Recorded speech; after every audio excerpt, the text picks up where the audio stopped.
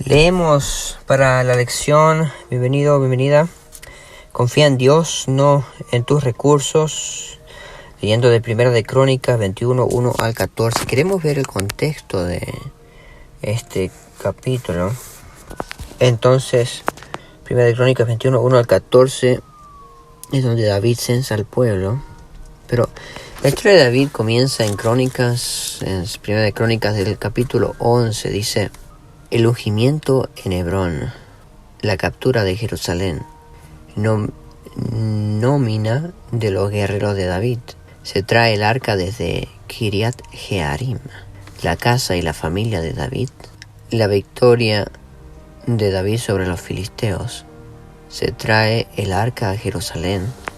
David se propone edificar el templo. Guerras de David. David censa al pueblo.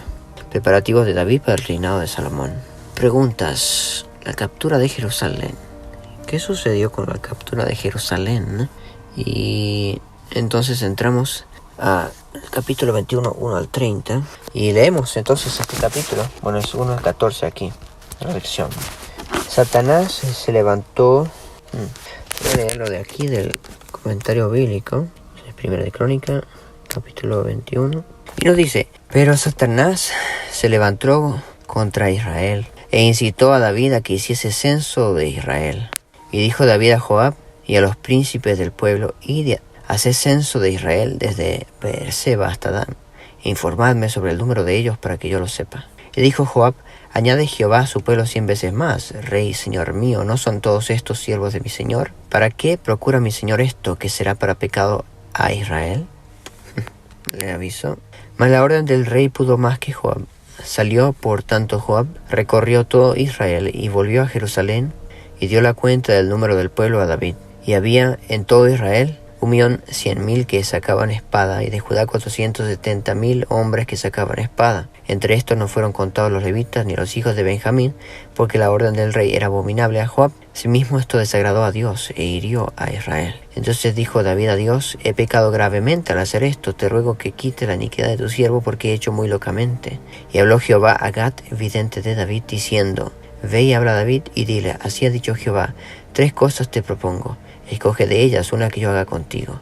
Y viniendo Gad a David, le dijo: así ha dicho Jehová, escoge para ti o 3 años de hambre, o por 3 meses ser derrotado delante de tus enemigos con la espada de tus adversarios, o por 3 días la espada de Jehová, esto es, la peste en la tierra, y que el ángel de Jehová haga destrucción en todos los términos de Israel.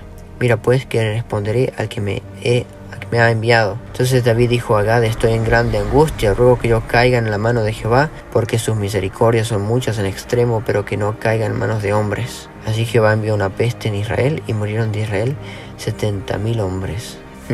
Y envió Jehová, dice aquí, hasta el versículo 14, bueno, leemos el 15. El ángel a Jerusalén para destruirla. Pero cuando él estaba destruyendo, miró Jehová y se arrepintió de aquel mal, y dijo al ángel que destruía: basta ya, en tu mano. El ángel de Jehová estaba junto a la era de Ornán, Jebuseo. ¡Qué maravilloso! ¡Qué maravilloso! Vamos a ver el comentario bíblico acerca de esto de los 70.000 hombres que mueren en el versículo 14. David no hizo una elección directa entre los 3 castigos. Prefirió que su caso dependiera de Dios antes que del hombre. Puesto que los israelitas estaban henchidos con el mismo espíritu de orgullo que movió los planes militares de David, se permitió que el castigo cayera tanto sobre ellos como sobre el rey. Segunda de Samuel 24:1 nos dice aquí, sobre este versículo. Algunos puntos que nos dice aquí es que la orden pudo más que Joab. Los benjaminitas no fueron contados, y los levitas. Lo maravilloso que dijo: basta ya, el Señor, en el versículo 15. Eso. Seguimos leyendo de la lección. Ten en cuenta que fue idea de Satanás contar a los soldados. Él tentó a David a confiar en su propia fuerza en vez de depender de la providencia de Dios en su defensa de él. Joab, el comandante del ejército de Israel, trató de persuadir a David de que no contara a Israel porque había visto a Dios sobrar en favor de Israel, pero David exigió que el censo siguiera adelante. Sus acciones acarrearon calamidad a la nación, como revela el texto. Interesante que no se ve de que Joab haya padecido. Nadie jamás confió en Dios en vano. Siempre que luches por el Señor, prepárate. Y prepárate bien. Hay una cita atribuida a un gobernante británico, Oliver Cromwell, que muere en el 1658, quien antes de una batalla arengó a su ejército: confíen en Dios, muchachos, y mantengan la pólvora seca. En otras palabras, haz todo lo posible para tener éxito, pero al final date cuenta de que solo Dios puede darte la victoria. En nuestro contexto inmediato es muy tentador confiar en el poder del gobierno o en nuestras cuentas bancarias, pero en cada crisis que se menciona en la Biblia, cuando el pueblo confiaba en Dios, Él honraba su confianza y proveía para Él. Deberíamos estar usando el tiempo presente para arreglar las cuentas con Dios,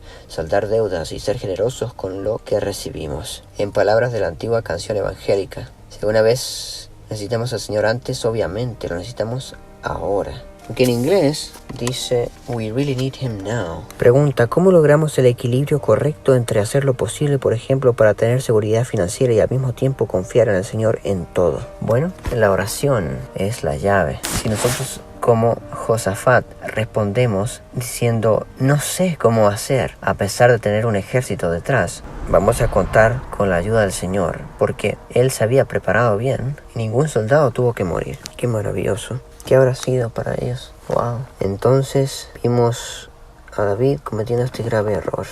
Hay que cuidarse de la autosuficiencia cuando uno está creciendo en el éxito. ¿Cómo mantener esa humildad? ¿Quién fue alguien que crecía en el Señor Jesucristo? Crecía en éxito, en influencia, y su humildad no menguaba. ¿Cómo emocionalmente te mantienes humilde después de haber resucitado a alguien? O ser el instrumento de resurrección. Maravilloso. Bueno, que Dios nos sostenga. Y escuchemos a los Joabs que hay, que nos dicen cuidado. Amén.